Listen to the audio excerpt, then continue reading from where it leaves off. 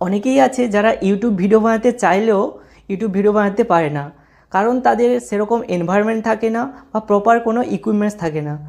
So যাদের ক্ষেত্রে এরকম ভিডিও বানানো একেবারেই পসিবল হচ্ছে না, সো আজকের ভিডিওটা স্পেশালি তাদের জন্য। কারণ আজকের ভিডিওতে আমি বলবো যে তোমরা কীভাবে কোনো ভিডিও না বানিয়ে একজন ইউটিউবার হতে পারবে। ইউটিউবে অলরেডি অনেক ভিডিও আপলোড করা রয়েছে, সো সেখান থেকে তোমরা তোমাদের পছন্দ মতো ভিডিওগুলো নিয়ে তোমরা তোমাদের চ্যানেলে সেটা রিইউজ করতে পারবে। সো এটা কিন্তু আমি বলছি না, এটা ইউটিউব তাদের কমিউনিটি গাইডলাইন্সে এটা লিখে রেখেছে যে তোমরা ক্রিয়েটিভ কমন্স যে ভিডিওগুলো রয়েছে সেগুলো তোমরা তোমাদের চ্যানেলে রিইউজ করতে পারবে। সো এখন তোমরা বলবে যে যাদের চ্যানেল থেকে আমরা ভিডিওগুলো নিয়ে আমাদের চ্যানেলে রিইউজ করছি তারা কোনো রকম কপিরাইট স্ট্রাইক দেবে না তো? সো সেক্ষেত্রে বলবো যে তোমরা যখন ক্রিয়েটিভ কমন্স ভিডিওগুলো ইউজ করবে তখন যে কোনো ভিডিওতে গিয়ে দেখবে সেই ভিডিওর ডেসক্রিপশানে অলরেডি লেখা রয়েছে, সো তারা লিখে রেখেছে যে এই ভিডিওটা যে কেউ রিইউজ করতে পারবে। সো সেক্ষেত্রে কিন্তু মানে কপিরাইট স্ট্রাইক আসার কোনো সম্ভাবনাই থাকে না। সো এই ভিডিওগুলো তোমরা কিভাবে ইউজ করবে, সো তার আমি কিন্তু কিছু প্রসেস বলে দেবো। সো এই প্রসেসগুলো তোমরা যদি মেনটেন করো তাহলে কিন্তু ইউটিউব থেকে বা যার চ্যানেল তার থেকে কোনো রকমই কপিরাইট স্ট্রাইক আসবে না। সো তার আগে বলবো তোমরা যদি মোবাইল থেকে একটা ইউটিউব চ্যানেল শুরু করতে চাও, সো তোমরা ওপরে দেখো আই বাটনে একটা ভিডিও দেওয়া রয়েছে। সো আই বাটনে ক্লিক করলেই কিন্তু একটা তোমরা ভিডিও পেয়ে যাবে। ওখান থেকে তোমরা দেখতে পাবে যে কীভাবে অ্যান্ড্রয়েড মোবাইল থেকে একটা প্রফেশনালভাবে একটা ইউটিউব চ্যানেল ক্রিয়েট করা যায়।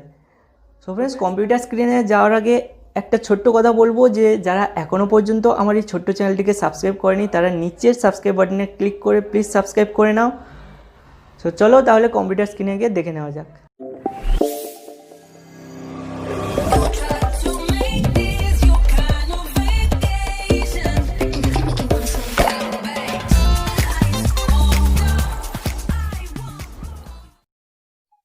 সো ফ্রেন্ডস, ফার্স্টে তোমাদের ইউটিউবে আসতে হবে।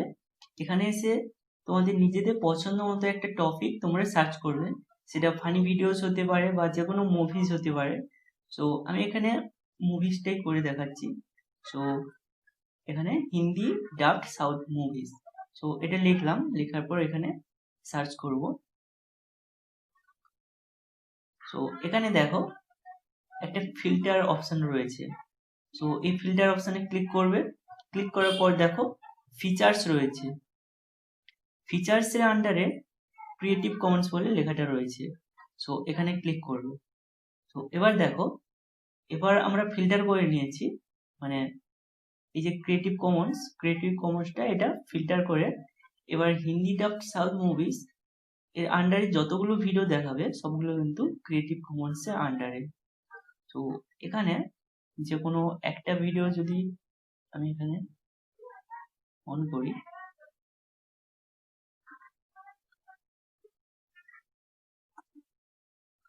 তো যদি এর ডেসক্রিপশনটা দেখো নিচে, তো এখানে লাইসেন্সে লেখা আছে যে creative Commons attribute licence reuse allowed, মানে তুমি এই যে ভিডিওটা, তো এটা তুমি কিন্তু পুনরায় ব্যবহার করতে পারবে।